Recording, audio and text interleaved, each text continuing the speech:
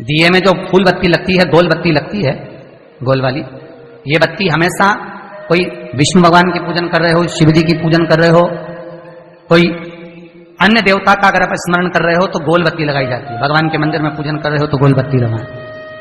लंबी बत्ती, लंबी वाली जो बत्ती होती है लक्ष्मी की पूजन में, देवी पूजन में, जितनी भी माताओं की आप पूजन करोगे, जितनी भी देवियों का आप स्मरण करोगे, उसमें लंबी बत्ती का प्रमाण है। पितरों की पूजन में लंबी बत्ती का प्रमाण है।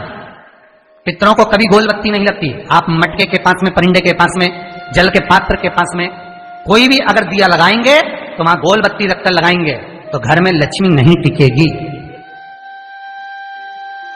कई लोग कहते हैं कि परिंदे के पास, मटके के पास में, पानी के स्रोत के पास में जहां जल भरते हैं, हंडा रखते हैं, टंकी रखते हैं, वहां पर मटके के पास बत्ती लगाओ, दिया लगाओ, पितर शांत रहेंगे। तो पितरों को शांत करो, मना नहीं है, पर दिया लगाने का नियम है कि पितरों को अगर आप दिया लगा रही हो मटके के पास, परिंदे के पास, या अमावस्या के दिन पितरों के लिए अगर दीप लगा रही हो तो गोल बत्ती अगर लगाओगी तो कार्य कभी सफल नहीं होगा। धन आएगा जाएगा, टिकेगा नहीं। इसलिए पितरों के लिए अगर दिया लगाना है, पूर्वजों के लिए दिया लगाना है, पितरों के लिए अगर दीप लगाना है तो लंबी बत्ती लगाइए। लंबी बत्ती मारा, लंबी बत्ती का प्रमाण हमारे यहां शास्त्र का, गोल बत्ती का प्रमाण। और सुंदर चरित्र कहा, यदि आपके जीवन में बहुत ज्यादा लक्ष्मी से तकलीफ है, कष्ट बहुत ज्यादा है, या इसलिए शायद कहा जाता है कि भगवान को सर्वश्रेष्ठ कौन सा चंदन अच्छा लगता है। आपको पहले भी कथा में कहा, आगरा की कथा अगर किसने सुनी होगी तो उसमें वर्णन किया। भगवान को सर्वश्रेष्ठ चंदन कौन सा, भगवान को सर्वश्रेष्ठ चंदन कौन सा प्रिय है, वो कौन सा चंदन है जो भगवान विष्णु को लगाएं, राम को लगाएं, कृष्ण को लगाएं, वो कौन सा चंदन है जो श्री हरि को लगाया जाए। तो जीते जी भगवान विष्णु एक बार गले लगाते हैं, उसको कहते हैं हरि चंदन। कौन सा चंदन है? हरि चंदन। हरि चंदन बाजार में नहीं मिलेगा, हरि चंदन आपको बनाना पड़ेगा। कैसे बनाना है? तुलसी जब सूख जाए उसकी जड़ को निकाल लिया जाए, वो जड़ को पानी में धो लिया जाए, धोने के बाद उसको सिलवट्टे पर, पत्थर पर घिसा जाए, और घिसकर उसमें थोड़ा सा कुंकू, रोली डालकर तैयार कर कर जो भगवान विष्णु के मस्तक पर, कृष्ण राम के मस्तक पर लगा देते हैं, और उसकी एक बिंदी अपने हृदय पे लगा लेते हैं। जीते जी भगवान एक बार उसको गले लगाते ही हैं। हरि चंदन प्रियता। जैसे शिव महापुराण में रुद्र चंदन का भाव है, शिव महापुराण में रुद्र चंदन का प्रमाण दिया जाता है। अगर आपने लिंग पुराण पढ़ी हो तो उसका 5वां स्कंद अवश्य पढ़िएगा महाराज, और शिव महापुराण अगर पढ़ रहे हो तो उसका कुमार खंड पढ़िएगा, जिसमें रुद्र चंदन का प्रमाण है। रुद्र चंदन कैसा? रुद्र चंदन का प्रमाण कैसा? तो महाराज कहा, चंदन घिसकर, पीला चंदन घिसकर उस चंदन को 3 मुखी रुद्राक्ष पर लपेट लिया जाता। 3 मुखी रुद्राक्ष पर उस चंदन को लपेटा जाता। लपेटोगे उसके बाद उसको ऐसा गोल करोगे तो एकदम चिकना हो जाए, एकदम चिकना, ठीक है, एकदम चिकना हो जाए। और उस चंदन को आप शिवरात्रि के दिन, और कोई से भी महीने की शिवरात्रि, किसी भी महीने की हो, सब फलदायी होती है। अगर आप पंचांग में देखेंगे तो शिवरात्रि लिखी हुई आती है, हर महीने शिवरात्रि पड़ती है।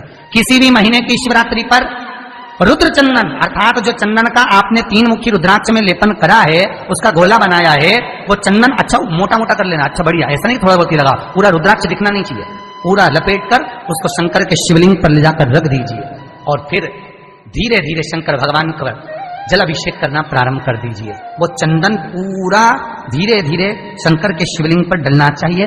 शंकर के मूल मंत्र श्री शिवाय नमस्तुभ्यम का जाप करिए। ये कहलाता है रुद्र चंदन।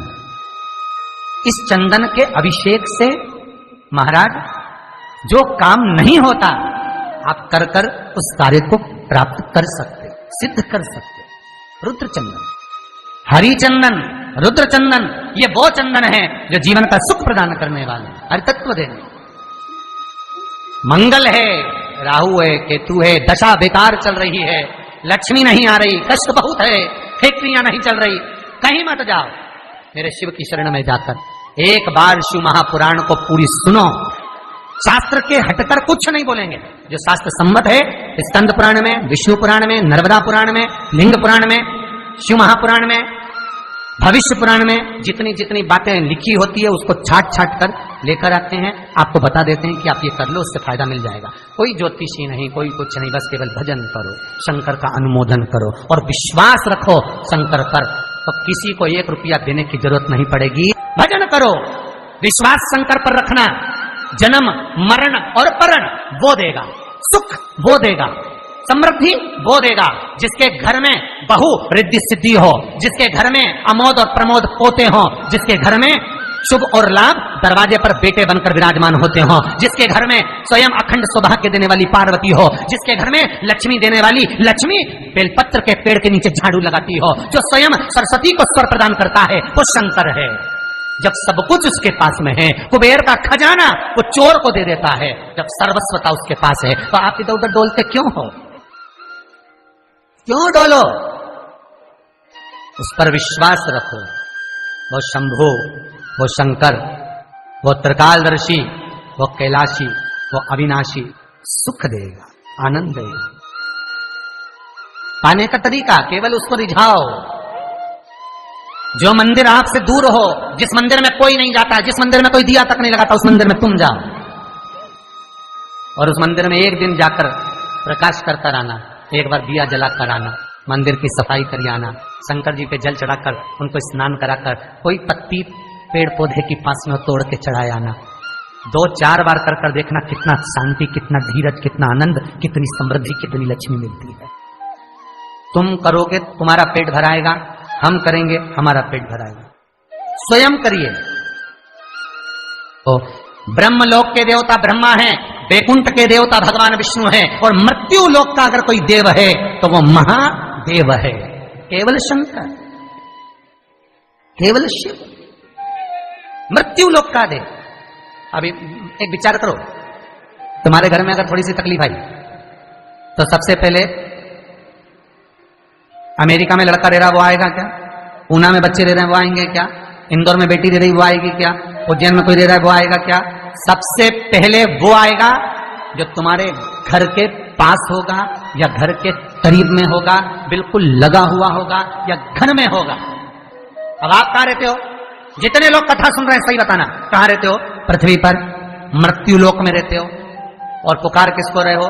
ब्रह्मलोक में। पुकार किसको रहे हो? वैकुंठ लोक में। पुकार किसको रहे हो? इंद्रलोक में।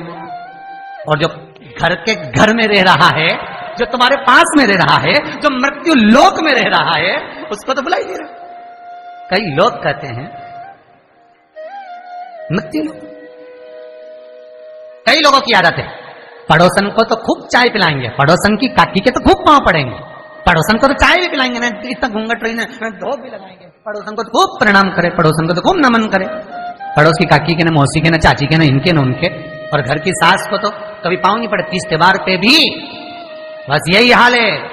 जितना पड़ोसी है नहीं, जितना देवी देवता सबके तो धोख लगाए, सबके ने प्रणाम करे। और जो सास घर में बैठी है, महादेव जो मृत्यु लोक का देव है, इसके तो प्रणाम ही नहीं करे। तो किसी ने शंकर भगवान से पूछा, भोलेनाथ सब भगवान इधर, ये देवता का नाम, वो देवता का नाम, वो देवी का नाम, वो देवता का नाम सब ले, और तुमको तो कोई पूछे ही नहीं। शंकर भगवान बोले, भले नहीं पूछे, मरने के बाद तो मेरे पास ही आएगा। मेरे ससुर ने मुझे श्राप दिया है, दक्ष प्रजापति ने, शंकर मैं तुझे श्राप देता हूं कि तू शमशान में निवास करेगा। शंकर भगवान कह रहे मैं तो शमशान में रह रहा हूं, जीते जी नहीं आएगा तो मरने के बाद तो आएगा। बापड़ा ऐसी गीली लकड़ी में जलाऊंगा, 3 दिन ठंडा नहीं कर दूंगा। हाँ मेरे पास, तब बताऊं तेरे। और तुम देखना 3 दिन तक ठंडा नहीं हो, पानी डाल डाल के ठंडा करना पड़े, जब रात में से वो हड्डियां बटोरना पड़े। शंकर जी नहीं ठंडा करे, जपा दुनिया को जपा, मुझे भूल गए। जो करीब में है पहले उसको बुलाओ, साथ वो देगा।